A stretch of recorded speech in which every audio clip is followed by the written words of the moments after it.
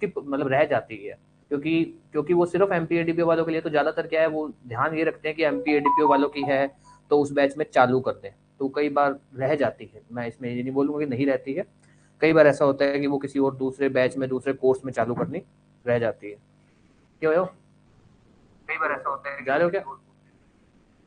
नहीं, बैठ जाओ।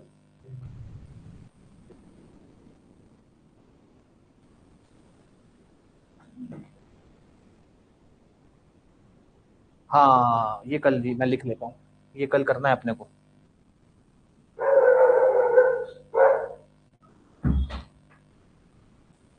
ये अपने को कल करना है। नहीं नहीं, कोई बात नहीं। वाइट में तो दिक्कत आएगी ना। एक मिनट, मैं इसको स्क्रीन को सेट कर दूं थोड़ा यार।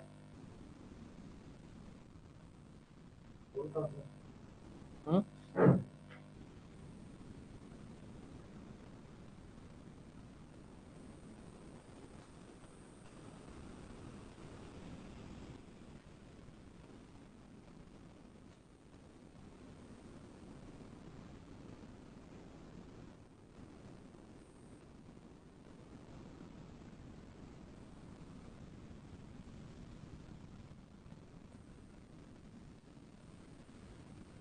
इसमें वाइट सी आ रही है ना।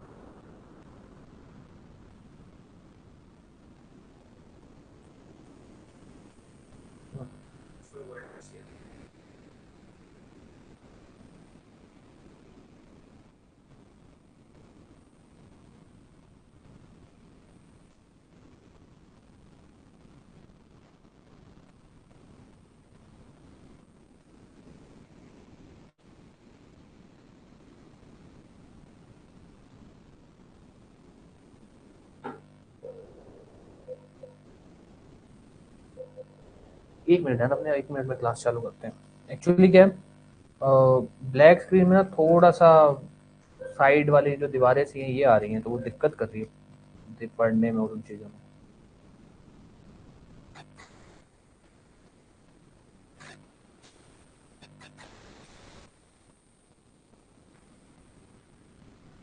होप आप लोगों को कोई प्रॉब्लम नहीं है, स्क्रीन ठीक है, कंफर्टेबल हो स्क्रीन से?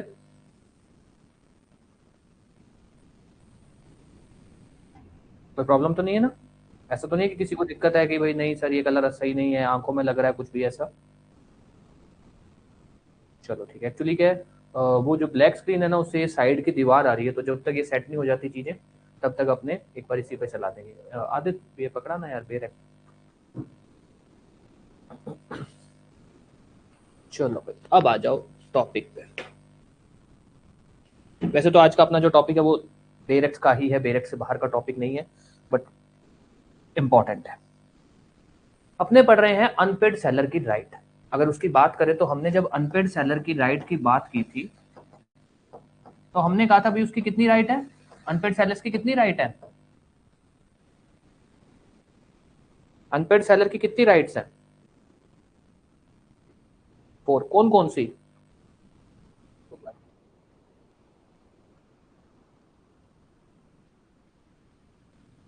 ठीक है। In short,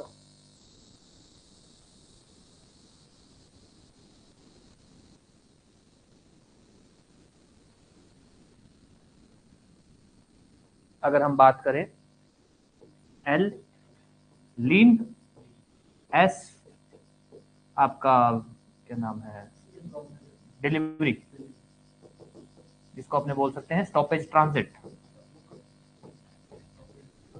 stoppage transit, then again as resale, then D withhold delivery. मैंने आपको कल एक बात बोली थी कि भाई अगर हम सोगा की बात करें ना, अभी सेल्स ऑफ गुड्स की एक बात करें, तो सेल्स ऑफ गुड्स एक्ट के अंदर अगर हम बात करें तो उन्होंने लीन को अच्छे से बताया, 45 46 उसके बाद 47 48 49 बताया। इन्होंने स्टॉपेज इन ट्रांजिट को भी अच्छे से बताया, 50 51 52, भाई स्टॉपेज इन ट्रांजिट कब हो सकता है, किसको आप स्टॉपेज इन ट्रांजिट के केस में कब आप ये बोलोगे, ये सारी बातें इन्होंने अच्छे से बताई। कहानी आई इसके ऊपर, मैंने आपको बोला भाई रीसेल डायरेक्टली नहीं बताया, नहीं बोला बताया नहीं गया, डायरेक्टली नहीं बताया गया है। अब बात आती है भाई ये क्या कॉन्सेप्ट है। इस टॉपिक से पहले अपने एक बात पे आते हैं, आपसे क्वेश्चन पूछा जाता है सपोज कि भाई मान लो सेलर की राइट ऑफ लीन है, या सेलर के पास राइट है to stop goods in transit, दोनों में से कोई भी है। सपोज कहानी कुछ ऐसी सी हुई कि भाई सामान आपके पास था और आपसे कोई, मान लो मैंने आपसे कोई चीज खरीदी, सामान अभी भी आपके पास है और मैंने कहा कि मैं आपको पैसे दूंगा, कॉन्ट्रैक्ट है दूंगा। आगे कहानी ये चलती है कि आपने क्या किया कि मेरे को तो पैसे अभी नहीं दिए, वो सामान आगे किसी को बेच दिया। हमने ऐसी बात पढ़ी थी शुरू में कि फ्यूचर गुड्स का कॉन्ट्रैक्ट हो सकता है। ऐसा कोई भी सामान जो सेलर के पास अभी नहीं है वो उसको भी बेच सकता है। ये बात समझ आई कि फ्यूचर गुड्स का कॉन्ट्रैक्ट हो सकता है। हाँ जी जी, ये बात समझ आई। ठीक है, अब मान लो आपने, मैंने आपको पैसे देने थे, या बायर की बात करें, मैंने आपको पैसे देने थे, मैंने अभी तक पैसे नहीं दिए हैं, सामान आपके पास है, आपका लीन बनता है। मैंने क्या किया, वो सामान आगे किसी को बेच दिया, उससे पैसे ले लिए। अब बायर बोलता है कि भैया, जो जिसको मैंने बेचा वो आपके पास आता है कि भैया मैंने इस सामान के पैसे दिए। आप बोल रहे हो कि मेरी तो राइट ऑफ लीन बनती है, आप ये बोल रहे हो कि मेरी तो राइट ऑफ लीन बनती है, और वो कह रहा है कि भाई मैंने तो पैसे दिए, मेरी क्या गलती है, मुझे नहीं पता था आपका क्या लफड़ा है, मैंने तो पैसे दिए हैं। क्वेश्चन ये बनता है कि सपोज अगर सेलर की राइट ऑफ लीन है, सेलर के पास स्टॉपेज इन ट्रांजिट है, फिर भी बायर सामान को बेच देता है,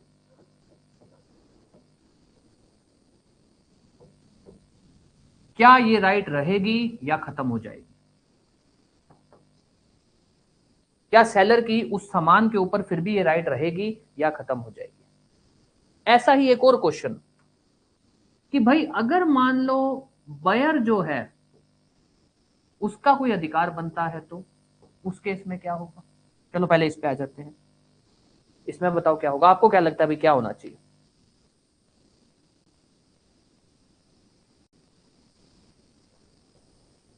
आपको क्या लगता है क्या होना चाहिए? कुछ भी अब। हम्म, नहीं वो तो अलग कहानी है। वो तो अपने आप ये बात कह रहे हो कि अगर जो ये बायर है ये सेलर को पैसे दे देगा, वो तो अपने पढ़ ही चुके हैं कि भाई अगर पैसा दे ही दिया, पैसा टेंडर ही कर दिया, तो खत्म हो। अपने ये बात कर रहे हैं कि अपने ये नहीं करे बायर ने पैसा दिया, बायर ने नहीं दिया अभी तक पैसा। सेलर कह रहा है कि मेरा पैसा तो दो, जिसने खरीदा है, जिसको आप बोल सकते हो हाल फिलहाल ओनर, वो ये कह रहा है कि भाई मुझे कोई लेना देना नहीं। अब बताओ आपको क्या लगता है क्या होना चाहिए? चलो एक और क्वेश्चन। ये छोटे छोटे क्वेश्चन है जो हमसे नॉर्मली प्री में पूछे जा सकते हैं, या हमसे ये लोग घुमा के भी पूछ सकते हैं, अपने इसको लिखवाएंगे भी कि अगर मान लीजिए सेलर अपनी राइट ऑफ लीन यूज करता है, या सेलर अपनी right of stoppage in transit use करता है, सामान को रास्ते में ही रोक लेता है, क्या कॉन्ट्रैक्ट अपने आप कैंसिल हो जाएगा? क्या कॉन्ट्रैक्ट को हम कैंसिल मानेंगे, रेसिड मानेंगे? ये बताओ, क्या कॉन्ट्रैक्ट को हम कैंसिल मानेंगे या रेसेंड मानेंगे? रेसेंड बोल दो, कैंसिल बोल दो, थोड़ा इजी रखने के लिए, हालांकि दोनों में डिफरेंस होता है, बट एक बार आपको ऐसे इजी रखने के लिए बोल रहा हूं कि कॉन्ट्रैक्ट को रेसेंड मानेंगे, क्या हम कॉन्ट्रैक्ट को कैंसिल मानेंगे? ठीक है, अब ध्यान देना, ऑब्वियस आपकी बात सही है, क्योंकि हमने एक शुरू में एक बात बोली, जो हमने कल टॉपिक पढ़ा था, लीन पढ़ा था, स्टॉपेज इन ट्रांजिट बोला था, हमने उसमें बार बार ये बोल रहे थे कि भाई जो सेलर की राइट ऑफ लीन है वो कब तक है? हम कहते हैं साहब जब तक बायर पैसे नहीं दे देता। स्टॉपेज इन ट्रांजिट कब तक है? जब तक वो पैसे नहीं दे देता। मतलब कि कॉन्ट्रैक्ट कैंसिल नहीं हो रहा है, सेलर कह रहा है कि मैं सामान नहीं दूंगा जब तक मेरे को पैसे नहीं दे दोगे। इसका मतलब ये नहीं कि सेलर कह रहा है कॉन्ट्रैक्ट कैंसिल है, पैसे लाओ ना लाओ मुझे कोई फर्क नहीं पड़ता। स्टॉपेज इन ट्रांजिट में भी सेलर ये नहीं कह रहा कि मैं तुम्हें सामान ही नहीं दूंगा, सेलर कह रहा है मेरे पैसे दे दो, सामान बेचो। हमने ये बात बोली शुरू में। तो सबसे पहला क्वेश्चन, राइट ऑफ लीन या फिर right of stoppage in transit कब तक होती है? सेलर की जो ये राइट है ये कब तक होती है? सर सेलर की ये राइट होती है टिल बायर या तो पैसा पे ना कर दे, या फिर उसका टेंडर, टेंडर मतलब ऑफर, इनमें से कुछ भी, till buyer pays the price या फिर टेंडर्स दी प्राइस। या तो पे या फिर टेंडर। प्री का सबसे अच्छा क्वेश्चन कि सेलर की अनपेड सेलर की राइट ऑफ लीन या फिर right of stoppage in transit कब तक होती है, जिसका ऑब्वियस मतलब है कि इस राइट को एक्सरसाइज करने से कॉन्ट्रैक्ट अपने आप रेसेंड नहीं होता। अब बात आती है फिर रेसेंड होगा कैसे, कैसे कैंसिल होगा, इसी से कॉन्सेप्ट निकलता है रीसेल। कॉन्ट्रैक्ट तब तक कैंसिल नहीं होता जब तक सेलर उस चीज को आगे बेच ना दे, जिसको हम बोलते हैं रीसेल। ये आपका है सेक्शन 54 में। अब आपसे कोई भी पूछे भाई रीसेल के बारे में, आपसे अगर वो पूछ लेना कि भाई सेलर की राइट ऑफ रीसेल, तो आपके सीधा दिमाग में आना चाहिए सेक्शन 54 कि मेरे को 54 लिखना है। कैसे लिखना है वो अपने बात करेंगे अभी। उसी तरह से एक और क्वेश्चन जो अपने ने अभी बात की, भाई अगर जो सेलर है वो राइट ऑफ लीन या स्टॉपेज इन ट्रांजिट का उसके पास अधिकार है, बायर फिर भी सामान किसी और को बेच देता है, क्या इसका अधिकार खत्म होगा? नहीं होगा, इसका अधिकार खत्म नहीं होगा। सेक्शन 53। अब ध्यान देना, अब बात आती है कि कोई भी ऐसी कंडीशन है जब इसका अधिकार खत्म हो सकता है, हो सकता है। ये एब्सोल्यूट नहीं है, ये जो हम बात बोल रहे हैं ये एब्सोल्यूट नहीं है। तो शुरुआत के अंदर अपने ने जो अभी तक बात की है, अपने ने 3 पॉइंट्स की बात की है। पहला, राइट ऑफ लीन या right of stoppage in transit अगर सेलर की है, बायर फिर भी आगे सामान किसी को बेच देता है, वो बेच दे, सेलर के पास फिर भी अधिकार रहेगा। सेलर की जो ये राइट है वो फिर भी रहेगी। जो ओनर है, जो भी नया सामान खरीदने वाला है, जिसको आप ओनर बोल सकते हो, ट्रांसफरी बोल सकते हो, वो ये आके सेलर को ये नहीं बोल सकता कि मुझे कोई लेना देना नहीं है, तुम जानो, तुम्हारा काम जाने, मुझे मेरा सामान दो। नहीं सर, आप ऐसा नहीं बोल सकते। बट बात आती है क्या ये एब्सोल्यूट है? एब्सोल्यूट नहीं है, इसमें एक अपवाद है जो अपने अभी पढ़ेंगे। उसी की तरह एक और क्वेश्चन कि भाई क्या जो ये सेलर की जो ये राइट ऑफ लीन है या स्टॉपेज इन ट्रांजिट वो एक्सरसाइज करता है, सपोज उसने सामान वापस ले आया रास्ते में, तो कॉन्ट्रैक्ट अपने आप कैंसिल हो जाएगा? नहीं होगा। कॉन्ट्रैक्ट कब कैंसिल होगा? रीसेल। रीसेल कैसे होगी, रीसेल क्या होती है, वो अपने बात करेंगे। तीसरा point, right of lean stoppage in transit कब तक होती है। ये कुछ एक छोटी छोटी सी बातें हैं जो आपके बेरेक्ट में लिखी हुई हैं, बट क्योंकि वो बहुत डायरेक्टली नहीं लिखी हुई हैं, वो किसी सेक्शन के अंदर ऐसी 2 लाइनों में लिख दी हैं, पर वो उतनी ही इंपॉर्टेंट है। तो वो अपने सबसे पहले आते हैं इस क्वेश्चन पे। आज अपना जो टॉपिक चलेंगे वो ये जो बातें मैं लिखवा दूंगा बुलेट पॉइंट्स टाइप, अपना जो टॉपिक है वो थोड़ा सा आज क्वेश्चन फॉर्मेट में चलेगा कि भाई अपने को क्या पढ़ना है, कैसे पढ़ना है, ये बातें। तो सबसे पहला अपना जो फॉर्मेट चलता है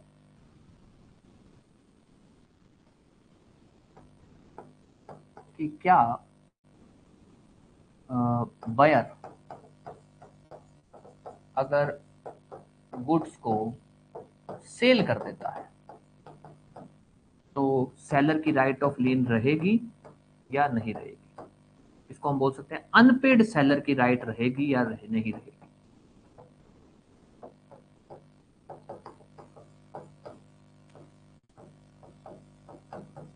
सेक्शन 53, जिसका जनरल रूल ये है, बड़ा छोटा सा और सिंपल सा रूल है। वो ये बोलता है कि भैया अगर अनपेड सेलर जो है उसके पास राइट है, इसको हम ऐसा बोल सकते हैं कि अगर अनपेड सेलर के पास राइट है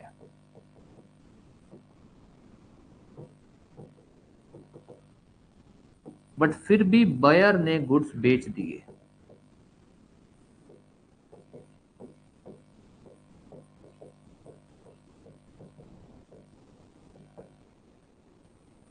अनपेड सेलर की राइट नॉट अफेक्ट, मतलब उसके पास वो राइट रहेगी। जो ओनर है ना, जो नया खरीदार है, वो आके इसको ये नहीं बोल सकता कि मेरे को नहीं मतलब कोई भी नहीं सर, इसके पास राइट रहेगी। इसके पास जो भी राइट है मतलब समान अनपेड सेलर के पास रहेंगे। बट अब आता है अपवाद, जिस अपवाद का हम नाम बोलते हैं document of title. Document of title, अगर जो अनपेड सेलर है वो बायर को डॉक्यूमेंट ऑफ टाइटल दे चुका है, कागजों में उसको मालिकाना हक दे चुका है, चाहे सामान उसके पास पड़ा है पर कागजों में उसको मालिकाना हक दे चुका है, और जो नया खरीदार है जिसको हम अब ट्रांसफरी बोल सकते हैं, या अब उसने बेचा, तो बायर तो बोल नहीं सकते कि बायर पहले से एक बंदा है, ट्रांसफरी बोलते हैं। वो जो खरीदार है उसने गुड फेथ में काम किया है, तो हम क्या बोलेंगे, एक्सेप्शन।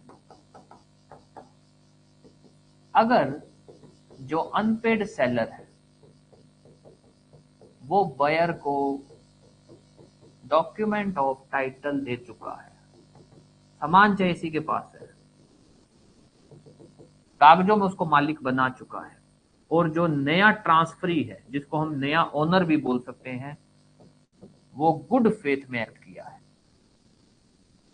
उसकी कोई गलती नहीं है, उसको नहीं पता था ऐसा कोई लफड़ा है, उस केस में सेलर की राइट डिफीट हो जाएगी। उस केस में अगर ये जो भाई साहब है, ये बायर है, इसने सामान बेचा है, बेचने का मतलब है आप किसी को मालिक बना रहे हो, फिर ट्रांसफरी मालिक बन जाए, उस केस में अनपेड सेलर की राइट डिफीट हो जाएगी। अगर वो सामान को गिरवी रख देता है, इस नए ट्रांसफरी को, जरूरी थोड़ी बेचेगा ही बेचेगा, गिरवी रख देता है, तब भी वो कह सकता है कि मेरा पैसा भी बनता है, मुझे मेरा पैसा दो, वो कह सकता है। वो जो ट्रांसफरी है वो उसको कह सकता है कि ये जो सामान है मैं इसको बेचूंगा और उससे अपना पैसा रिकवर करूंगा।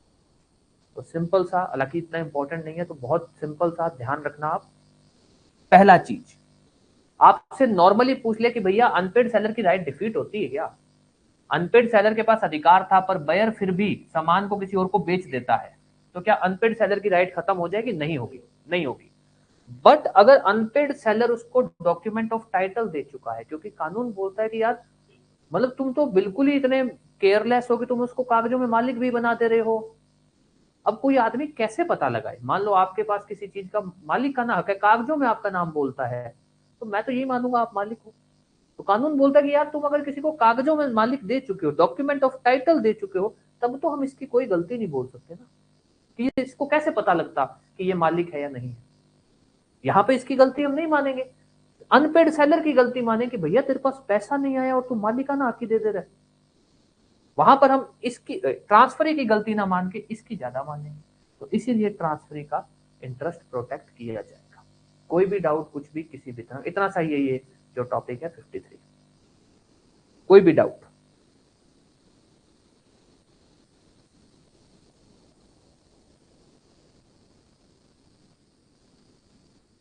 क्लियर है? आगे कंटिन्यू करें हम, क्योंकि ये टॉपिक इतना इंपॉर्टेंट नहीं है, तो आप मोटा मोटा भी अगर पढ़ लोगे तब भी बहुत है।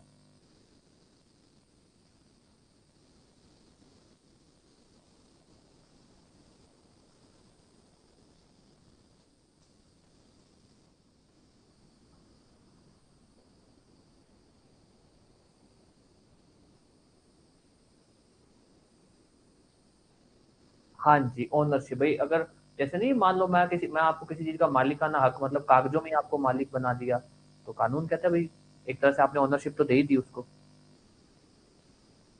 है ना?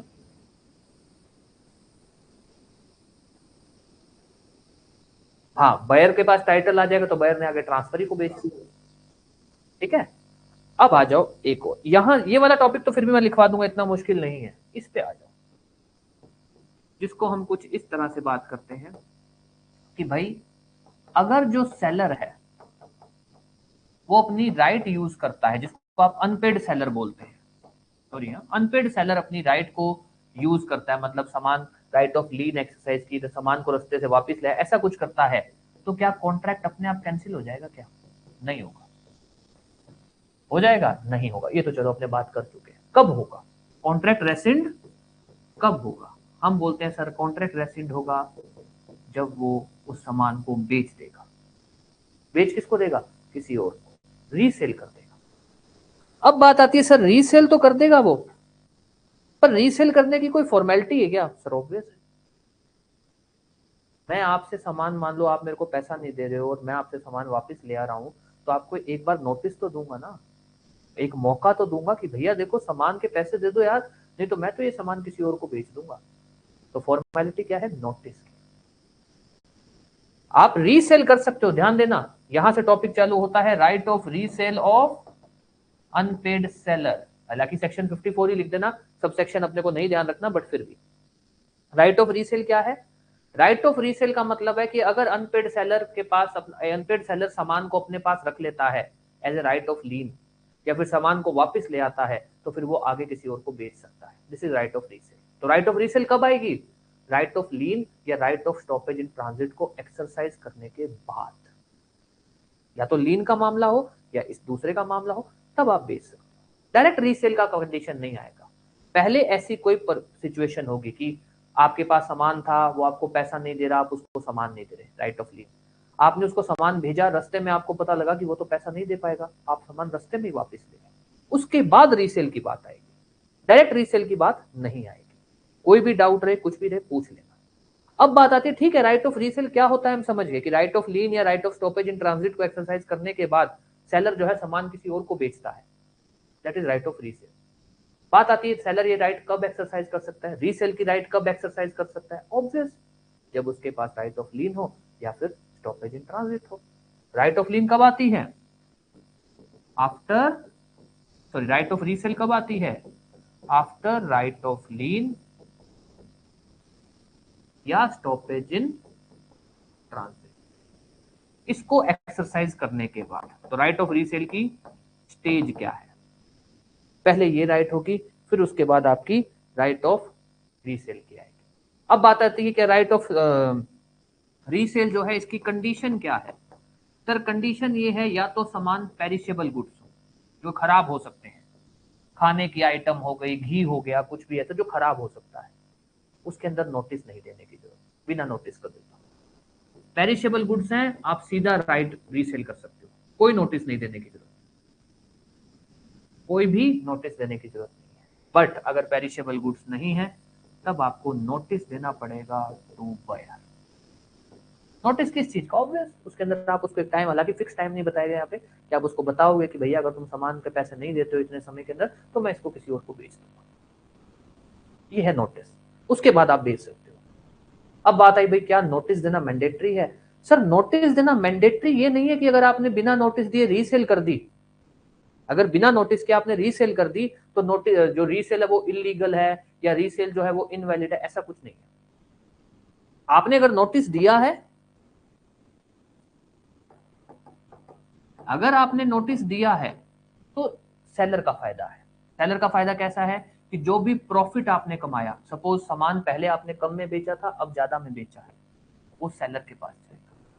और अगर आपको लॉस हुआ है, सामान कम में बिका है, तो फिर आप बायर से डैमेजेस ले सकते।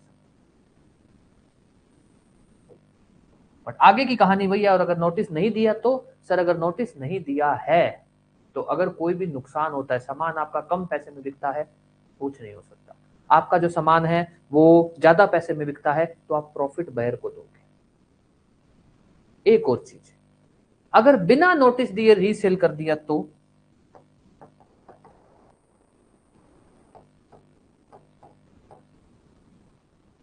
बिना नोटिस के रीसेल कर दिया तो क्या जो जिसने भी अब नया खरीदा है उसकी राइट्स अफेक्टेड होंगी? नहीं।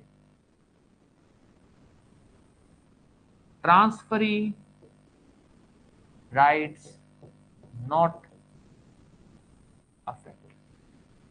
अब ध्यान देना, अब मैं इन चीजों को एक साथ जोड़ रहा हूं। मैंने आपको छोटी छोटी इसलिए बताया क्योंकि इसमें बातें क्या है, छोटी छोटी सी बातें, आप इसी को अपने जोड़ के पूरा टॉपिक बना देंगे। हमारा आज का टॉपिक है, अब आते हैं राइट ऑफ रीसेल। हमको राइट ऑफ रीसेल में क्या पता होना चाहिए कि राइट ऑफ रीसेल का अधिकार किस स्टेज पे आता है। तो राइट ऑफ रीसेल का अधिकार आता है, अनपेड सेलर का ये राइट होता है, ये आता है जब वो राइट ऑफ लीन या right of stoppage in transit को एक्सरसाइज कर चुका होता है, उसके बाद वो सामान किसी और को बेच सकता है। अब आता है राइट ऑफ रीसेल जो है वो कैसे, या हम बोल सकते हैं कब। तो सर एक, अगर सामान पेरिशेबल गुड्स है तो आप डायरेक्ट रीसेल कर सकते हो। अगर पेरिशेबल गुड्स नहीं है तो आप उसको नोटिस दोगे। अब इस नोटिस के अंदर कहानी ये चलती है, अगर नोटिस दिया है तब क्या फायदा है, अगर नोटिस नहीं दिया तब क्या फायदा, क्या नुकसान है। देन सपोज नोटिस नहीं दिया,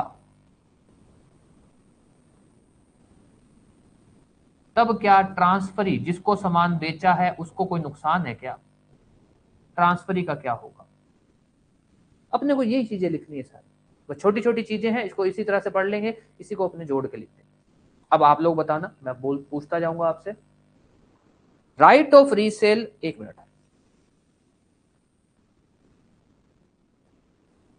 आ जाओ। ओके, सो हर्ष आप बताना, राइट ऑफ रीसेल कब आएगा? राइट ऑफ रीसेल डायरेक्ट आ सकता है या right of resale, right of lean, stoppage in transit के बाद आएगा?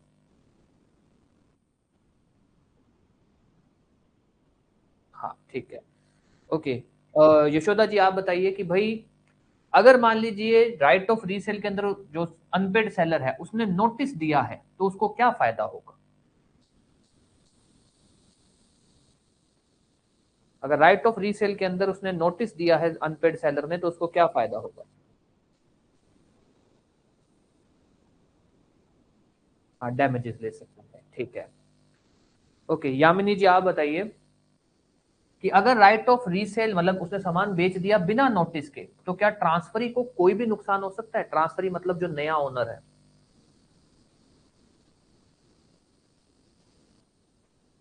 मैं दोबारा बता देता हूँ, क्वेश्चन नहीं सुना या टॉपिक? अच्छा, क्वेश्चन टॉपिक नहीं सुना, मैं आपको दोबारा बता देता हूँ। टॉपिक है right of resale. Right of resale किसका अधिकार है? अनपेड सेलर का। यह अधिकार कब आएगा? जब राइट ऑफ रीस जब अनपेड सेलर अपनी राइट ऑफ लीन या right of stoppage in transit exercise कर चुका होगा, मतलब कि विवाद उठ चुका है। भाई बायर पैसा नहीं दे रहा, वो कह रहा है मैं तेरे को सामान नहीं देता। अब उसके पास सामान पड़ा है, अब वो उस सामान को किसी और को बेच सकता है। कंसेप्ट यही बनेगा। डायरेक्ट तो ये कर नहीं सकते हो आप कि मैंने आपको कहा कि मैं आपको सामान दूंगा, अगले दिन सामान किसी और को बेच दूंगा। आप बोलोगे ब्रीच ऑफ कॉन्ट्रैक्ट, आपने मेरे को कहा था बेचूंगा, आप कैसे डायरेक्ट बेच दे रहे हो किसी और को? कुछ तो आपकी ड्यूटी बनती है नोटिस देने की। तो कानून कहता है राइट ऑफ रीसेल डायरेक्ट नहीं होता है। राइट ऑफ रीसेल कब आएगा? राइट ऑफ रीसेल आएगा जब जो ये आपका सेलर है, जो अनपेड सेलर है, उसके पास राइट ऑफ लीन या स्टॉपेज इन ट्रांजिट की कंडीशन बन जाती है। उसके बाद सपोज बायर पैसा नहीं दे रहा, वो कह रहा मैं सामान नहीं दे रहा। अब सामान सेलर रखेगा थोड़ी, उसका तो सामान बेचने का काम है, फिर वो सामान को किसी और को बेचेगा। अब बात यह आती है कि सबसे पहला क्वेश्चन कि भाई जो अपने ने कहानी पढ़ी कि भाई क्या right of lien, right of resale direct आती है? नहीं आती है। Right of resale, right of lien या स्टॉपेज इन ट्रांजिट की सिचुएशन होने के बाद आती है। क्या राइट ऑफ जो रीसेल है वो उसमें नोटिस देना जरूरी है, मैंडेटरी है? सर मैंडेटरी नहीं है। हम कहते हैं नोटिस दोगे, पर नोटिस मैंडेटरी नहीं है कि नोटिस नहीं दिया तो रीसेल ही इनवैलिड हो जाएगी, ऐसा कुछ नहीं है। बस ये है कि अगर आप नोटिस देते हो तो आपका फायदा है, नहीं देते हो तो आपका नुकसान। नोटिस देते हो उसके बाद रीसेल करते हो, सामान अगर मतलब हायर प्राइस में बिका तो फायदा आपका, कम प्राइस में बिका तो नुकसान आप बायर से ले सकते हो। नोटिस नहीं देते हो तो अगर सामान कम प्राइस में बिका तो नुकसान आपका है, ज्यादा प्राइस में बिका तो आप बायर को उसका पैसा दोगे। उसके बाद सपोज नोटिस नहीं दिया तो जिसको भी सामान बेचा है उसको जो टाइटल बोलते हैं या उसका मालिकाना हक बनेगा? बनेगा। ऐसा कुछ नहीं है कि बिना नोटिस के बेच दिया तो सेल इनवैलिड, ऐसा कुछ नहीं। जिसको भी बेचा है उसका मालिकाना हक बनेगा। जी यामिनी अब समझ आया? ठीक है, ये कॉन्सेप्ट है। ठीक है, अब अपने इसको थोड़ा बहुत लिख लेते हैं, मोटा मोटी इतना ही है। थोड़ा सा अपने क्वेश्चन फॉर्मेट में टॉपिक लिखेंगे आज का। ओके, तो पहले लिख लो थोड़ा। कहाँ गया कहाँ गया, कहाँ से चालू किया था आज? हेडिंग डालो, अगर गुड्स को सेल करने चल राइट रहे, और पीछे से था ना? हाँ ये रहा। नहीं, इसमें पहले एक क्वेश्चन लिख लो, इसमें क्वेश्चन लिख लो। हाँ, अनपेड सेलर। हाँ ठीक है, अब इसमें एक क्वेश्चन डालो, क्वेश्चन लिखो। हालांकि वैसे तो ये क्वेश्चन प्री का ही है, तो इतना घबराने की बात नहीं, इसमें क्वेश्चन लिखो।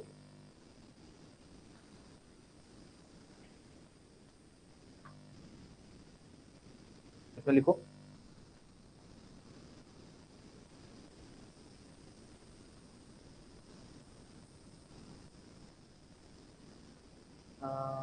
टिल व्हाट टाइम या till what stage the unpaid seller has the right of lien or stoppage in transit.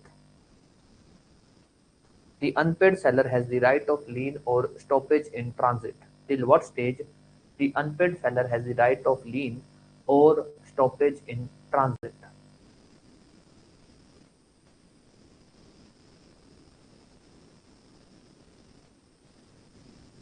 इसमें लिखो the unpaid seller has the right of lien or stoppage in transit till the unpaid seller has the right of lien or stoppage in transit till the unpaid seller has the right of lien or stoppage in transit till number one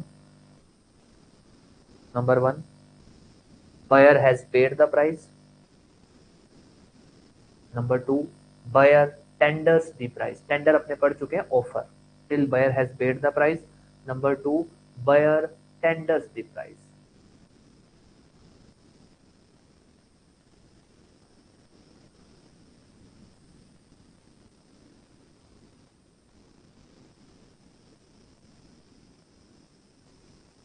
ठीक है, ये थोड़ा सा याद रखना ना, ये pre में पूछा जा सकता है आप लोगों से डायरेक्ट ही, तो इसको याद रखना और ये दोनों याद रखना। ठीक है, वो कई बार क्या बोल देता है कि जब तक बायर पे ना कर दे आप उसी पे रहो कि जब तक पे नहीं, पे या ऑफर ना कर दे।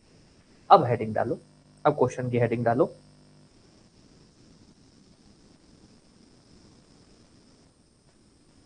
what are the effect of sale or pledge of goods by buyer when unpaid seller has the right, section 53. What when the unpaid seller has the right? What are the rights? What is the effect of sale or pledge by buyer when the unpaid seller has the right? Bracket में section 53.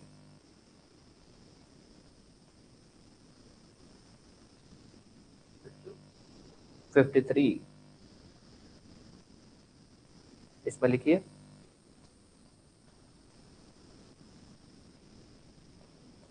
if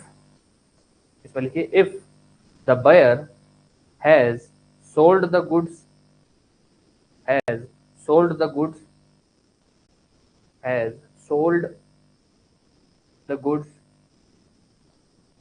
or any other disposition मतलब किसी भी और तरीके से किसी और को दे दिए हैं, sold the goods or any other disposition and the unpaid seller has the right of lien or stoppage in transit in relation to goods, and the unpaid seller has the right of lien or stoppage in transit in relation to goods,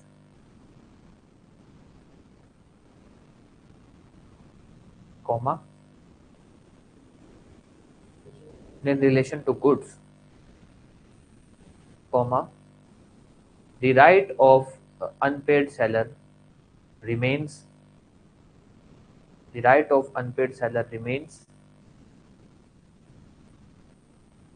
ठीक है, full stop. अगर इसको एक line में लिखना चाहो तो ऐसा लिख सकते हो, सेल ऑफ गुड्स, सेल के अंदर सब कुछ मान लेना। ठीक है, मैं सिर्फ सेल इसलिए लिखा रहा हूं ताकि आपको पढ़ने में इजी रहे। सेल, प्लेज, मोर्टगेज तो क्या, मोर्टगेज रिमूवेबल प्रॉपर्टी का, प्लेज, बेल कुछ भी मान लेना। ठीक है, तो बेलमेंट जिसको अपने बोलते हैं बेल। Sale of goods by defaulting buyer does not affect right of unpaid seller. Sale of goods by defaulting buyer does not affect rights of unpaid seller. Full stop.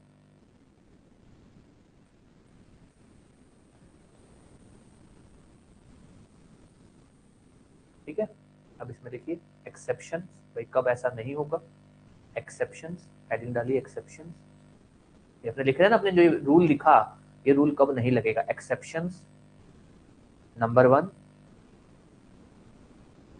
if the unpaid seller has consented to the transaction, rule of estoppel लगेगा उसमें। आप खुद अगर consent दे रहे हो फिर बाद में बोलोगे नहीं नहीं मेरा अधिकार बनता है, ये नहीं होगा। if the unpaid seller has consented to the transaction, number 1, number 2, if document of title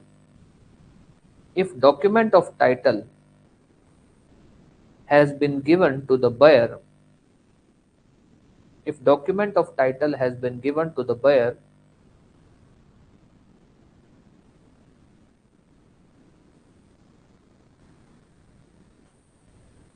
ठीक है, इसमें लिखो, इस ये जो नंबर 2 लिखा है ना, ठीक है, इसके इसके अंदर लिखो if document of title has been given to the buyer and transferee buys the goods, जो भी जिसको भी वो बेच रहा है, transferee buys the goods in good faith buys जो जिसको बेच रहा है, बायज BUYS buys the goods in good faith and for consideration बस इतना बहुत है, एंड फॉर कंसिडरेशन। ठीक है, ये अगर आपसे कभी भी पूछा जाएगा तो इतना प्री में टॉपिक नहीं पूछेगा, प्री में यहाँ इस सेक्शन से क्वेश्चन नहीं बन सकता। आपसे अगर ये पूछेगा तो हो सकता है कभी मेंस में पूछ ले, बट वो भी बहुत कम चांस है, मैं आपको ऐसे ही बोल दूं, आप आ सकता नहीं आ सकता। अब इसमें लिखो question,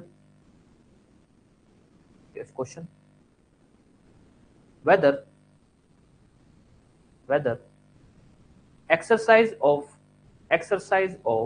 right of resale, right of lien, whether exercise of right of lien or stoppage in transit by unpaid seller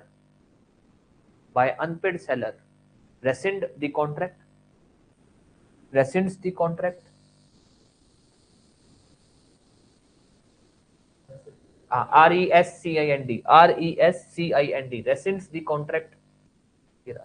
contract, bracket में लिख देना सेक्शन 52।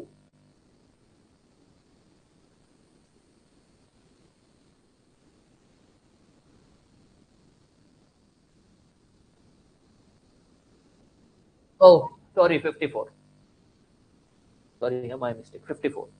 ठीक है, इसमें सिर्फ इतना लिख दो, no it does not rescinds the contract, no it does not rescinds the contract, no it does not rescinds the contract.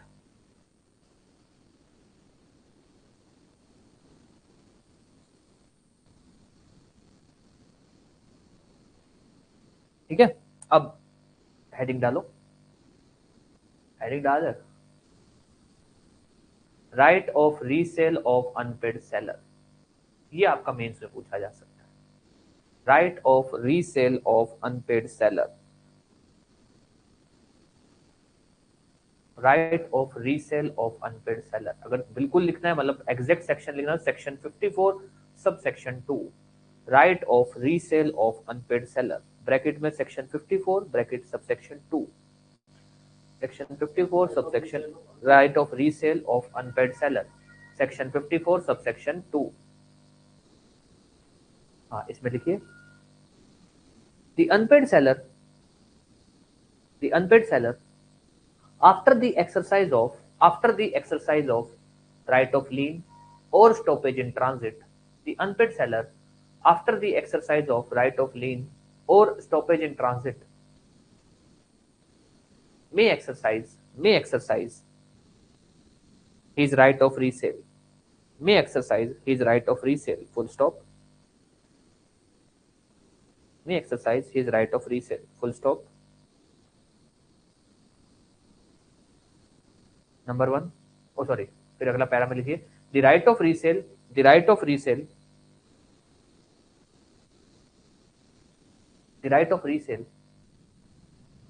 can be exercised under following, number 1, if goods are of perishable nature, इसके अंदर notice देना जरूरी नहीं होता, if goods are of perishable nature, perishable जो जल्दी खराब हो सकते हैं, PERISHABL perishable nature। number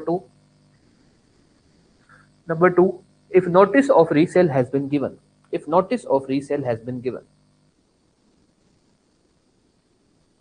ठीक है, मैं लिखिए पैरा चेंज करके लिखिए, the notice of resale is not mandatory in nature, मतलब देना कोई जरूरी नहीं है, is not mandatory in nature, full stop.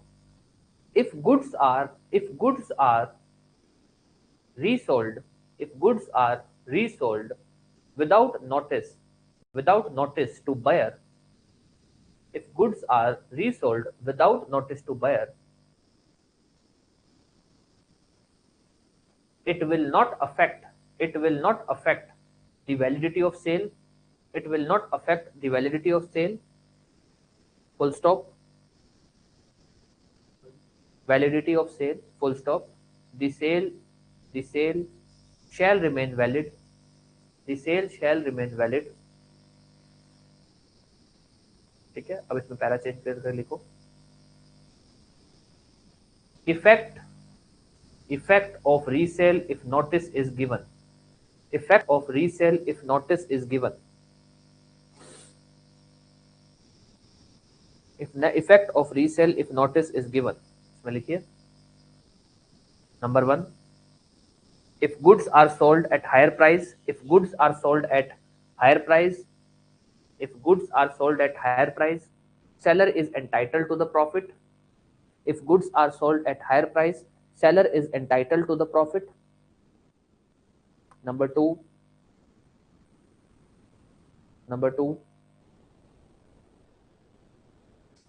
if goods are sold at lesser price, if goods are sold at lesser price, seller is entitled to damages from, the seller is entitled to damages from defaulting buyer, हाँ notice देने पर, ठीक है। क्या heading क्या डाली थी अपने इसमें, इफेक्ट, हाँ अब इसमें अगली हेडिंग डालो, the seller is entitled to damages from defaulting buyer, damages from defaulting buyer, defaulting जिसने, जो डिफॉल्ट में है, पैसा नहीं दिया जिसने, हाँ डिफॉल्टिंग बायर, डिफॉल्ट मतलब जिसकी कोई गलती हो, डिफॉल्ट फॉल्ट एक ही शायद से शब्द होते हैं ना, हाँ ठीक है। अब इसमें लिखिए effect of resale if no notice is given, effect of resale if no notice is given,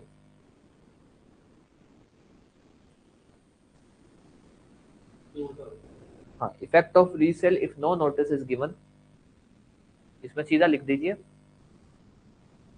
the seller shall not be entitled to profit, the seller shall not be entitled to profit and buyer shall not be liable for damages। आप चाहो तो जो पहले लिखा है ना उसको भी उसी लैंग्वेज में भी लिख सकते हो कि अगर goods are sold for higher price, seller shall be liable to pay profit to buyer, if goods are sold at lesser price, seller जो buyer है shall not be liable, उसी को अपने शॉर्ट में लिख दिया कि भाई seller shall not be entitled to profit, buyer shall not be liable to damages, buyer shall not be liable to damages। हाँ जी,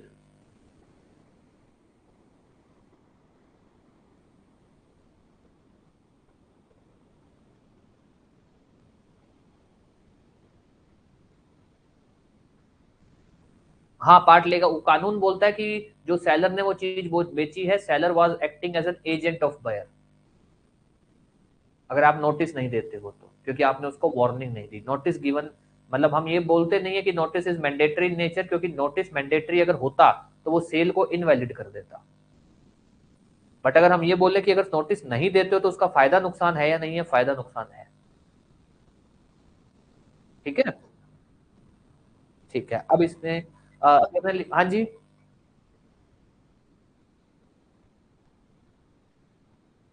क्या कह रहे हैं, पेरिशेबल पे नहीं लगेगा, पेरिशेबल को वो बेच सकता है क्योंकि वहां पर, हाँ जी,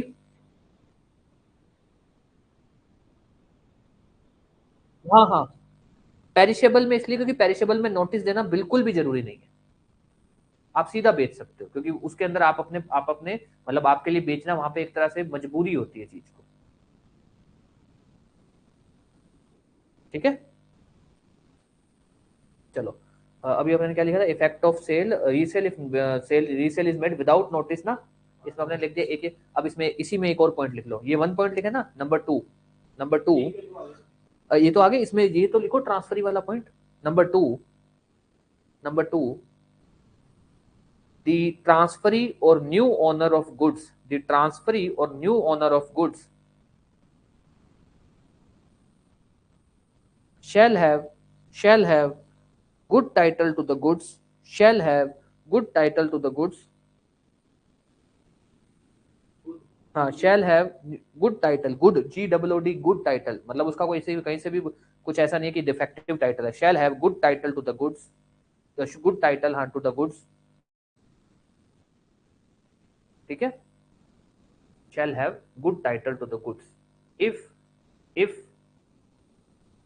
transferee acted in good faith, if transferee acted in good faith, उसका टाइटल या उसको कोई बोल देंगे भाई तुम्हारे से भी सामान वापस लिया जा सकता है क्योंकि नोटिस नहीं, ऐसा कुछ नहीं है, ये नहीं कि बाहर आके सामान वापस ले जाएगा, ऐसा कुछ नहीं हो सकता, ठीक है। अब ध्यान दे देना, अनपेड सेलर का टॉपिक यहाँ खत्म होता है। अनपेड सेलर को आप 4 पार्ट में पढ़ोगे, 45 46 पहले कि भाई अनपेड सेलर कौन होता है, उसकी क्या क्या राइट्स होती है, खत्म। फिर राइट ऑफ लीन उठाओगे 47 48 49, जिसमें आपको 2 बातें पता होनी चाहिए, राइट ऑफ लीन 3 बातें, राइट ऑफ लीन क्या होता है, कब होती है, कब खत्म होती है, हटा दो। फिर आ जाइए right of stoppage in transit, फिर वो आएगा कि right of stoppage in transit क्या होता है, कब होता है, ये सब बातें, ठीक है। उसमें कब का ही कंसेप्ट है और कुछ है नहीं, एक वो पता होना चाहिए भाई ट्रांजिट में सामान कब माना जाएगा। हर चीज की अपने ने ट्रिक की है, जितना हो सके अपने ने चीजों को ट्रेस पे पढ़ किया है। और मैं दोबारा बोल रहा हूँ, ये टॉपिक उतना ही इंपॉर्टेंट है, मान के चलना कि यहाँ से मेंस के क्वेश्चन बनने के सबसे ज्यादा चांसेस है। वो हो सकता है आपसे बेसिक पूछ ले कि भाई अनपेड सेलर क्या होता है, उसकी राइट बताओ 45 46। वो हो सकता है आपसे ये बोल दे कि भाई राइट ऑफ लीन क्या होती है, वो कब होती है, कब खत्म होती है, ये बताओ।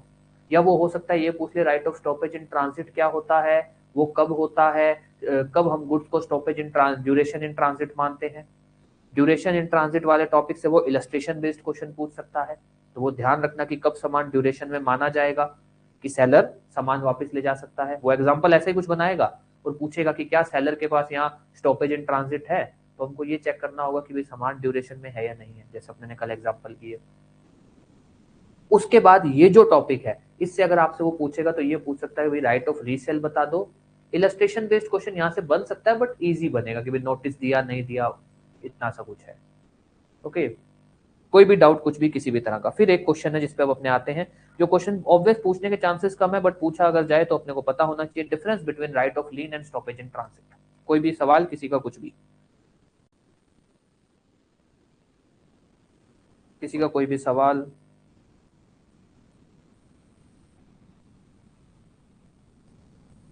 ठीक है, अब आ जाओ डिफरेंस, कहाँ गया, पहले एक बार इसको समझ लेते हैं मोटा मोटी, क्योंकि हम बात कर चुके हैं राइट ऑफ लीन और, चलो ऐसे लिख देता हूँ, right of lean stoppage short में लिख दे रहा हूँ, ठीक है। हमने राइट ऑफ लीन पढ़ा, तब हमने क्या बोला कि भैया ऐसा है कि अगर जो बायर है वो पैसा नहीं दे रहा है या टेंडर नहीं कर रहा है, और सामान किसके पास है, पोजेशन किसके पास है, राइट किसके पास है, सेलर के पास। सही बोला भाई, मैं कहाँ गलत बोल रहा हूँ तेरे को। और स्टॉपेज इन ट्रांजिट में हमने क्या बोला कि भाई अगर बायर पैसा नहीं दे रहा है या ऑफर नहीं कर रहा है और सामान किसके पास है, एजेंट के पास, मतलब सामान सेलर की पोजेशन में नहीं था। राइट ऑफ लीन कब होती है, जब सामान जो है, जब गुड्स सेलर की पोजेशन में। स्टॉपेज इन ट्रांजिट कब होता है, जब गुड्स सेलर की पोजेशन में नहीं है। इसको आप ट्रांजिट भी बोल सकते हैं, बट अपने को थोड़ा डिफरेंस लिखना तो लैंग्वेज वैसे यूज करेंगे। राइट ऑफ लीन के अंदर हमने कोई कंडीशन पढ़ी ऐसी कि भाई बायर बायर अगर इंसॉल्वेंट है, बायर अगर इंसॉल्वेंट नहीं है, कुछ भी ऐसा पढ़ा आपने ने? राइट ऑफ लीन में नहीं पढ़ा ना। राइट ऑफ लीन में तो अपने ने ये बोला कि बायर अगर सामान की पोजेशन में है, वो उसको पैसा नहीं दे रहा है, तो वो सामान देने से मना कर देगा। स्टॉपेज इन ट्रांजिट में हमने पढ़ा ऐसा कुछ? स्टॉपेज इन ट्रांजिट में ये मैंडेटरी कंडीशन है कि स्टॉपेज इन ट्रांजिट होगा कब, अगर बायर इंसॉल्वेंट है तो स्टॉपेज इन ट्रांजिट के लिए हम बोलते हैं कि भैया ये तभी राइट होगी अगर बायर इंसॉल्वेंट है। तो यहां पर ये है कि ये राइट आपके पास तब भी होगी अगर बायर इंसॉल्वेंट है, और ये राइट तब भी होगी और अगर बायर इंसॉल्वेंट नहीं है। यहां पर इंसॉल्वेंसी वाली कोई मैंडेटरी कंडीशन नहीं है, यहां मैंडेटरी। यहां तो अगर बायर इंसॉल्वेंट हो गया, मान लो दिवालिया घोषित हो गया, सेलर के पास सामान है, सेलर राइट ऑफ लीन रख सकता है। यहां पर ये है कि बायर दिवालिया घोषित हो गया, सेलर के पास सामान नहीं है, वो स्टॉपेज कर सकता है। बट सपोज ये है कि वो आपको बोलता है कि भैया जो ये बायर है ये सामान पैसे देने से मना कर दे रहा है और सामान ट्रांसपोर्ट में है, ट्रांजिट में है, तो क्या ये राइट यूज कर सकता है? सामान ट्रांजिट में है और बायर पैसा देने से मना कर दे रहा है, क्या ये स्टॉपेज इन ट्रांजिट यूज कर सकता है, राइट यूज कर सकता है? बताइए। आपके पास आपने नोट्स लिखे हो, उसमें देखो राइट ऑफ स्टॉपेज की हमने क्या एसेंशियल्स लिखी हैं।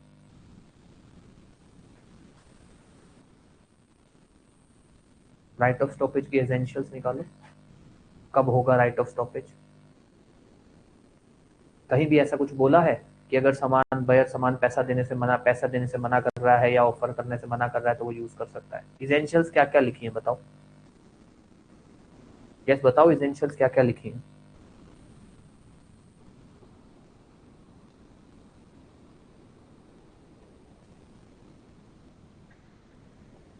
कहीं भी हमने ये बोला कि अगर बायर पैसा देने से मना कर रहा है तब भी वो स्टॉप कर सकता है? नहीं बोला। यहां पर हमने ये बात बोली है। तो यहां पर क्या है, इंसॉल्वेंसी में भी राइट होता है, नॉट इंसॉल्वेंसी में। या फिर हम ये बोले कि यहां पर आपके पास ये राइट कब नहीं होता, कि अगर बायर पैसा देने से रिफ्यूज कर रहा है ना, तब आपके पास राइट नहीं होता। इस ग्राउंड पे आप राइट ऑफ स्टॉपेज नहीं यूज कर सकते। यहां पर यह है कि अगर बायर पैसा देने से मना कर रहा है कि मैं नहीं पैसे दे रहा, आप राइट ऑफ लीन यूज कर सकते हो अगर आपके पास सामान पोजेशन में है तो। बिल्कुल सही। ये है। कोई भी डाउट अभी तक? फिर मैं आगे बताता हूं कि राइट ऑफ लीन कब होती है, right of stoppage in transit कब होती है, राइट ऑफ लीन के लिए बायर को लेकर क्या सिचुएशन होनी चाहिए, स्टॉपेज में बायर की क्या सिचुएशन होनी चाहिए, राइट ऑफ लीन में बायर को लेकर अगर बायर प्राइस पे करने से मना कर रहा है तब भी राइट ऑफ लीन है क्या, बायर प्राइस पे करने से मना कर रहा है तब right of stoppage in transit है क्या? कोई भी डाउट अभी तक? फिर आगे बताता हूं।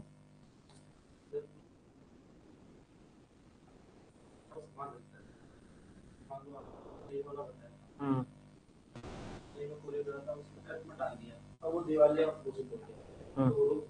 नहीं, वो तो ट्रांजिट खत्म हो गया ना, वो अपने अभी टॉपिक पढ़ेंगे कि हाँ अपने टॉपिक पढ़ेंगे भी, नहीं अभी अपने सेक्शन वाइज भी चलाएंगे 55 से। अब आ जाओ आगे की कहानी में, लीन स्टॉपेज। ये वो लाइन है जो अपने ने कल भी पढ़ी थी कि राइट ऑफ लीन का तो मतलब होता है राइट टू रिटेन गुड्स। आपके पास है, आप अपने पास ही रख रहे हो, right to take back, right to regain, मतलब रीगेन मतलब वापस लेने का, सामान आप छोड़ चुके थे वापस लेकर आते हो। राइट ऑफ लीन और स्टॉपेज की अगर हम स्टेज की बात करें तो अगर आपकी राइट ऑफ लीन खत्म होती है तभी आपके पास स्टॉपेज का राइट आता है, क्योंकि अगर आप पोजेशन होगी आपके पास तो आप right of lean he use करोगे, पोजेशन छोड़ चुके हो तब ये कंडीशन आती है। तो राइट ऑफ लीन खत्म होगी तब राइट ऑफ स्टॉपेज आएगी। राइट ऑफ स्टॉपेज की स्टेज क्या है, ये आती है after right of lien. Right of lien कब आती है, ये आती है before right of stoppage in transit. ये क्वेश्चन अगर आपसे आता है तो आपको बहुत अच्छे से पता होना चाहिए, और सिंपल सा तरीका बता देता हूं कैसे याद करोगे। राइट ऑफ लीन कब होती है, स्टॉपेज इन ट्रांजिट कब होती है। राइट ऑफ लीन के केस में बायर की क्या कंडीशन होनी चाहिए, स्टॉपेज ऑफ ट्रांजिट के केस में बायर की क्या कंडीशन होनी चाहिए, दो ये हो गई। उसके बाद राइट ऑफ लीन को हम जनरली क्या बोलते हैं, स्टॉपेज इन ट्रांजिट को जनरली क्या बोलते हैं। राइट ऑफ लीन स्टॉपेज से पहले होती है कि बाद में होती है, स्टॉपेज राइट ऑफ लीन से पहले होती है कि बाद में। इतना सा, किसी को कोई बात नहीं समझ आई तो मैं दोबारा बता सकता हूं, और अगर समझ आ गई है तो मैं लिखवा देता हूं। हाँ जी, लिख लो, फिर हेडिंग डाल दो, difference between right of lean and stoppage in transit. Difference between right of lean and stoppage in transit, डब्बा बना देना, एक तरफ राइट ऑफ लीन, एक तरफ right of stoppage in transit. दोबारा बोल रहा हूं, कभी भी आपसे मेंस में से डिफरेंस वाले क्वेश्चन आते हैं उसको हमेशा टेबल में बनाना होता है। ये अगर आप लोग कोई यूट्यूब पे वीडियोस देखते हो जिसमें वो बोलते हैं कि नहीं डिफरेंस वाले क्वेश्चन को टेबल में नहीं करना है, पैराग्राफ में और उनमें करना है, मत करना, नंबर नहीं देते हैं एग्जामिनर। टेबल में ही बनाना, आपको अच्छे नंबर मिलेंगे और आपका वो जो क्वेश्चन है वो जल्दी खत्म भी होगा, क्योंकि आपको उसमें पैरा नहीं लिखना होगा, सीधा टेबल होगी, ये बिल्कुल शॉर्ट में आपका आंसर खत्म हो जाएगा। ठीक है, तो ये चीज ध्यान रखना। चलो लिखो, लिखवा दूं राइट ऑफ लीन, ये टेबल बना लिया गया। हाँ जी ठीक है, इसमें लिखो राइट ऑफ लीन में, राइट ऑफ लीन में लिखो, इसमें लिखो इट राइट ऑफ लीन में सीधा लिखना, it arises when seller is in possession of goods. It arises when seller is in possession of goods. It arises when seller is in possession of goods. Right of stoppage में लिखिए, it arises when goods are in transit. When goods are in transit. When goods are in transit. थोड़ा standard language लिखनी है तो इसलिए अपने इतना simple नहीं लिख सकते, थोड़ा लगना चाहिए कि पढ़े लिखे लोग हैं अपने। ठीक है, तो when goods are in transit, तो इसलिए अपने इसको थोड़ा घुमा के लिख रहे हैं, क्योंकि अगर अपने बिल्कुल प्लेन लिखेंगे तो एग्जामिनर को लगेगा कि यार ये तो बिल्कुल इन्होंने बिल्कुल ही नहीं सिंपल सी लैंग्वेज यूज कर ली। थोड़ी लैंग्वेज अपनी आंसर की स्टैंडर्ड लैंग्वेज होनी चाहिए। इसमें लिखिए number 2, it arises when buyer is insolvent or not. It arises when buyer is insolvent or not. Either it arises only when the buyer is insolvent. When the buyer is declared insolvent, या buyer is insolvent. When the buyer is declared insolvent.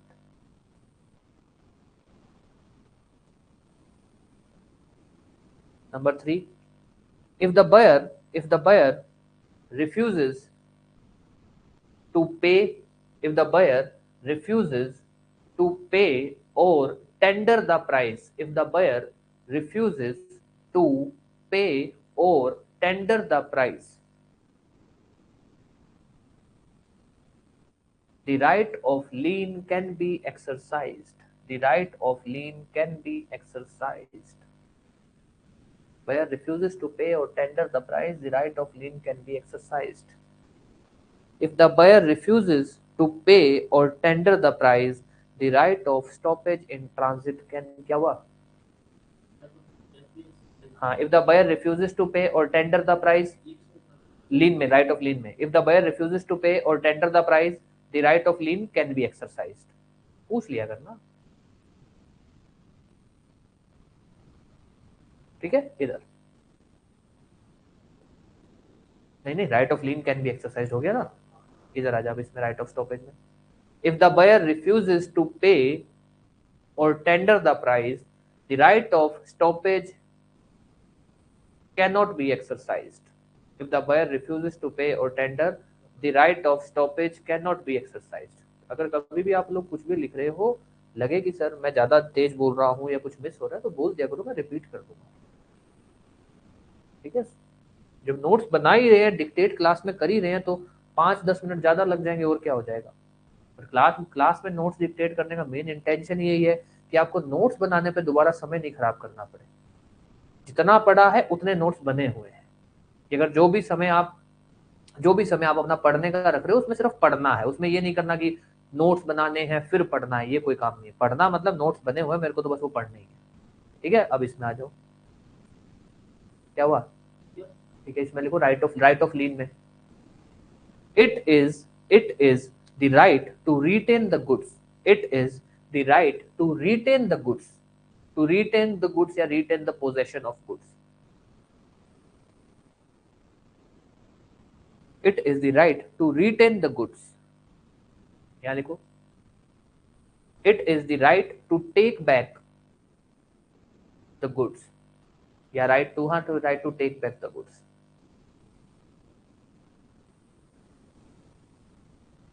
इसमें लिखो right of लीन में, when the right of lien ends, when the right of lien ends, ends. The right of stoppage in transit begins. The right of stoppage in transit begins.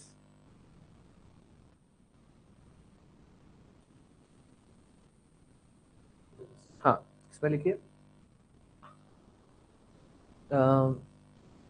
it is the right which exists after right of leave. It is the right which exists after right of leave. अब आपने कितने difference लिख दिए? एक, दो, तीन, चार, पांच डिफरेंस लिख दिए। अगर एग्जामिनर ये क्वेश्चन पूछे तो 3 नंबर में पूछ सकता है, 6 नंबर का क्वेश्चन नहीं बनेगा ये, 3 या 4 नंबर। तो क्या होता है, सिंपल सा लॉजिक होता है, 3 नंबर का क्वेश्चन है तो आप 3 डिफरेंस लिख दो, 4 नंबर का है तो 4 डिफरेंस लिख दो, इतना ही होता है। ठीक है, तो 5 डिफरेंस लिख दिए, आप 3-4 डिफरेंस तो लिख ही दोगे मौके पे, कोई दिक्कत नहीं आएगी। किसी का कोई भी डाउट, कोई भी सवाल? अब आते हैं अपने अगले टॉपिक। हाँ जी,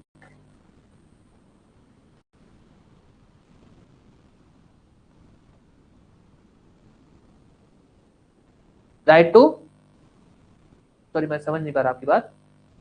अच्छा, रीगेन, हाँ हाँ, रीगेन भी लिख सकते हैं, वो तो मैंने लिख दिया था, फिर मैंने कहा मतलब वो ना क्या कहते हैं सिंपल भाषा के, मतलब वो ना रिपीट ना हो जाए भाई। एक तो होता है अपने ऐसे लिखते हैं राइट टू टेक बैक और रीगेन, तो मैंने नहीं लिखवाया, लिख सकते हो चाहे सीधा लिख दो right to regain the possession.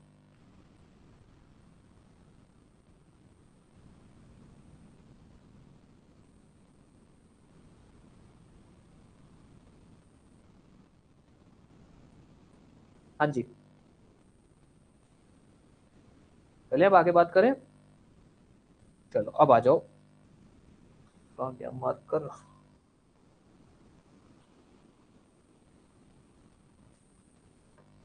अब अपना टॉपिक पर करता है सूट, कि सेल्स ऑफ गुड्स आपको क्या क्या अधिकार देता है, कि आप किन किन चीजों के लिए केस फाइल कर सकते हैं। और ये दोनों की बात हो रही है यहाँ पे, सेलर किन किन चीजों के लिए केस फाइल कर सकता है, बायर किन किन चीजों के लिए केस फाइल कर सकता है। जैसे अगर हम बात करें तो यहाँ पर हम छोटी सी एक ट्रिक फॉलो करते हैं, पीडीपी, ठीक है, पीपल्स डेमोक्रेटिक पार्टी जिसको अपने बोल सकते हैं। पी, प्राइस के लिए केस फाइल करना, ये तो सेलर ही करेगा कि साहब मेरे को मेरा पैसा दिलवाया जाए, या फिर बायर भी कर, वैसे ज्यादातर सेलर ही करता है। ठीक है, डी, डैमेजेस, डैमेजेस किस चीज के लिए, कि भाई मान लीजिए अगर सेलर है उसने डिलीवर नहीं किया तो उसके लिए बायर जा सकता है कि साहब इसने मेरे को सामान टाइम पर डिलीवर नहीं किया, या डिलीवर ही नहीं किया, मेरे को नुकसान हो गया।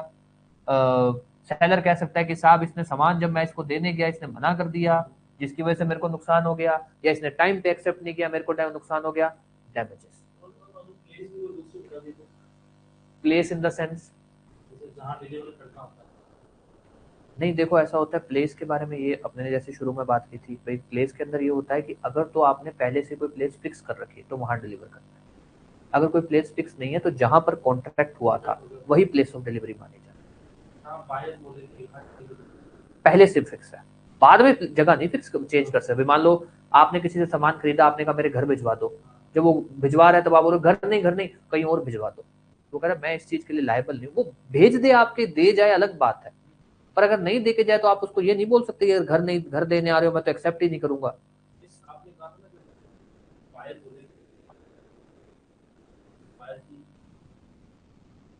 नुकसान, अगर सामान ट्रांसपोर्ट में नुकसान हो रहा है तो बायर लायबल, बायर उसकी रिस्क, जिसको बोलते हैं रिस्क फैक्टर, कि ट्रांसपोर्ट का रिस्क किसका होगा, बायर का।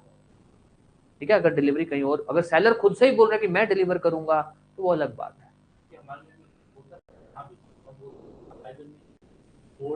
हाँ तो वही, वो बायर ही, एज पर लॉ भी बायर ही बनता है, अनटिल एंड अनलेस इन्होंने कुछ और कॉन्ट्रैक्ट ना किया। भाई आपस में बात हो गई कि भाई जैसे जैसे क्या होता है, अपने घर बनाते हैं जब भी, आप लोगों ने कभी गौर नहीं किया होगा, जब भी अपने घर बनाते हैं अपने सीमेंट खरीदते हैं, सीमेंट खरीदते हैं या सरिया खरीदते हैं, कोई भी मटेरियल खरीदते हैं, तो अपने उससे प्राइस कोट करवाते हैं। वो प्राइस कोट जब वो अपने को कोटेशन भेजता है, उस कोटेशन में एक लिखा होता है, एक टर्म लिखते हैं वो लोग FOR या ऐसे करके, जिसका मतलब होता है कि ये है एग्जैक्ट अमाउंट जब हम आपसे लेंगे जब तक हम आपको सामान आपकी लोकेशन पे, सिलेक्टेड लोकेशन पे नहीं भेज सकते। उस केस के अंदर जो ट्रांसपोर्ट का रिस्क होता है वो उनका होता है, उनको हम पैसा तभी देने के लिए लायबल होंगे जब वो सामान हमारे को उस लोकेशन, तो वहां पर क्या है, वो तो एग्रीमेंट ही ऐसा हो रखा हो। जनरल रूल ये है कि ट्रांसपोर्ट का रिस्क, मतलब ट्रांसपोर्ट में सामान का रिस्क कौन उठाएगा? बायर, जो खरीद रहा है। ठीक है, अब आ जाओ इस पे। तो किन किन चीजों के लिए केस फाइल हो सकता है? प्राइस के लिए, प्राइस के लिए सेलर कर सकता है। फिर डैमेजेस के दो ग्राउंड हो गए। देन उसके बाद परफॉर्मेंस। ये क्या है भाई? आप डैमेजेस के लिए जा सकते हो, प्राइस के लिए जा सकते हो, और आप ये भी बोल सकते हो, मान लो दोनों में डिस्प्यूट हो गया, कॉन्ट्रैक्ट परफॉर्म करवाना है, तो आपसे पूछा जा सकता है। एक तो आपने ये बोल दिया, आपसे आपसे पूछा कि अच्छा भाई कॉन्ट्रैक्ट सेल ऑफ गुड्स का कॉन्ट्रैक्ट है, उसका स्पेसिफिक परफॉर्मेंस हो सकता है? आप बोलोगे हो सकता है सर, क्या दिक्कत है, कोर्ट में चले जाएंगे, कोर्ट बोल देगी। हो सकता है। कौन से सेक्शन में? आपका ध्यान जाएगा सीधा कि स्पेसिफिक परफॉर्मेंस का तो स्पेशल एक्ट है, स्पेसिफिक रिलीफ एक्ट, वहां पे जाएगा। नहीं सर, प्रॉपर सेक्शन है यहाँ पे, अभी अपने लिखेंगे, जो इनके सेक्शन नंबर लिखेंगे उसके अंदर आएगा। ठीक है, फिर उसके बाद PDP, again PDP, PDP damages again for breach of warranty, warranty वगैरह का ब्रीच होता है ना, उसके लिए damages, damages for breach of warranty. Then उसके अलावा कुछ भी ऐसा, उसके अलावा कुछ भी ऐसा नहीं। अब आ जाओ, ध्यान देना,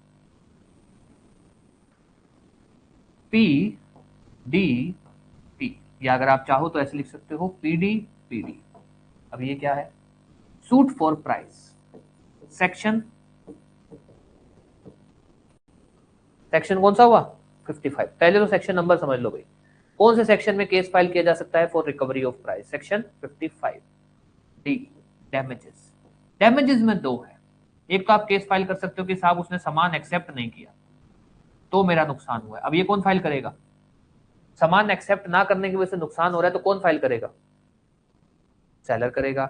उसके अलावा सामान उसने डिलीवर नहीं किया टाइम पर, टाइम पर बोल दो या डिलीवर किया ही नहीं, उसके लिए केस कौन फाइल करेगा?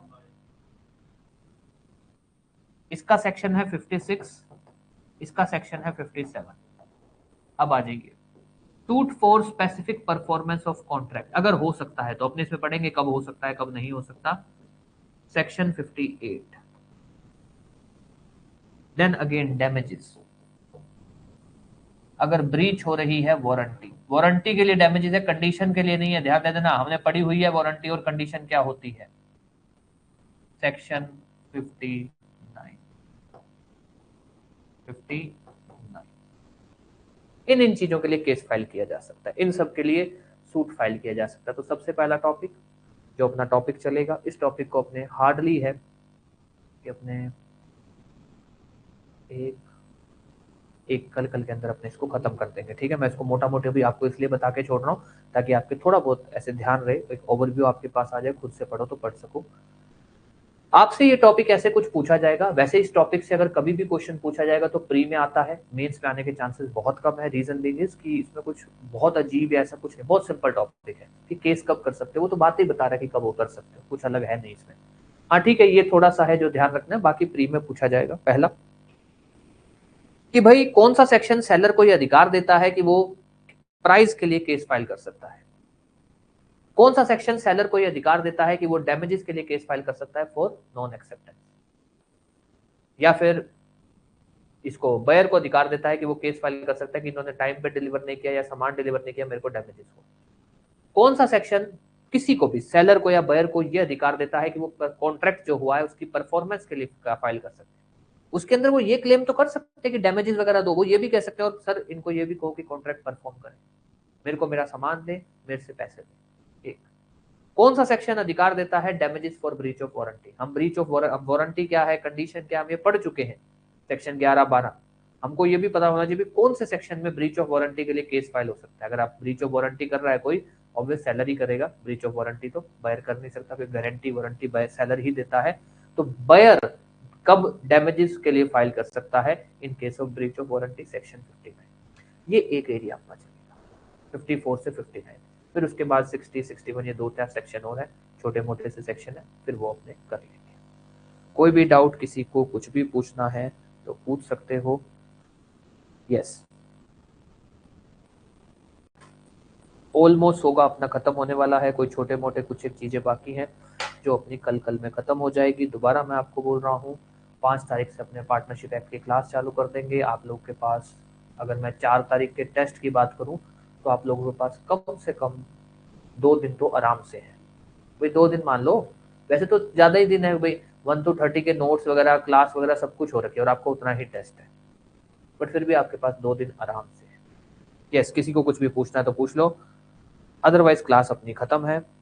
अगली क्लास अपने चालू करेंगे कॉन्स्टिट्यूशन की इसके बाद, और ऑब्वियस कॉन्स्टिट्यूशन में अब जो टॉपिक है वो है थोड़ा इम्पोर्टेंट टाइप टॉपिक है, बिल को लेकर, ऑर्डिनरी बिल, मनी बिल क्या होता है, ये सब कहानी है। कोई डाउट, किसी को कुछ भी पूछना है तो पूछ सकते हो। हाँ, राइट्स एंड ड्यूटीज का टॉपिक कल ही करवा देंगे। राइट्स एंड ड्यूटीज में मेरे को कुछ करना नहीं है, क्योंकि आप लोग सोगा सारा पढ़ चुके हो, मैं आपको सिर्फ एक एक लाइनें लिखवाऊंगा उसमें, क्योंकि सेक्शन तो आप लोग पढ़ चुके हो, सेक्शन तो सारे लिख चुके हो, मैं तो बस आपको लाइनें लिखवाऊंगी, ये हेडिंग्स डाल लो, राइट्स पूछ लें तो ये लिखनी है, लाइबिलिटीज पूछ लें तो ये लिखनी है, वही बाहर में बताऊंगा, अगर पूछ ले तो ये लिखनी है। ठीक है, उसमें कुछ है नहीं, बस ये है कि मैं आपको बता दूंगा, आपको लिखवा दूंगा, तो आपके दिमाग में रहेगा कि अगर राइट्स आती है तो ये लिखनी है, ड्यूटीज आती है तो ये लिखनी है।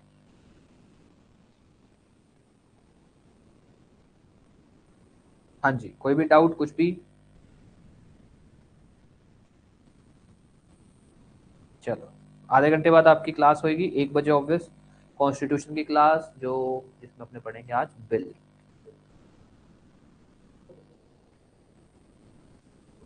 तो आज की क्लास में खत्म थोड़ी हो जाएगा, बहुत तो लगता तो टॉपिक है यार, आज की क्लास में नहीं हो पाएगा। हाँ जी,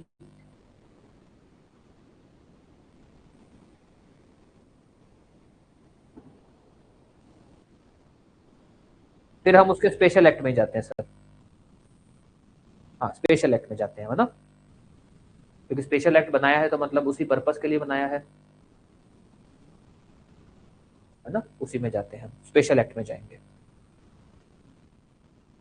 ये अपने इंटरप्रिटेशन ऑफ स्टैट्यूट्स में पढ़ेंगे कि अगर कभी भी जनरल और स्पेशल एक्ट में से देखा जाए किसको लागू करना है, तो स्पेशल एक्ट, क्योंकि स्पेशल एक्ट बनाया ही इसीलिए गया है कि भाई अगर उससे रिलेटेड बात है तो उसी के प्रावधान लगेंगे।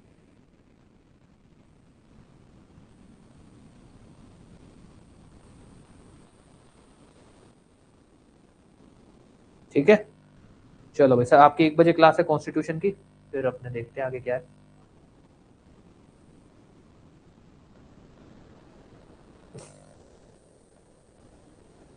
चलिए, थैंक यू। क्या कैंसिल करवा रहा है?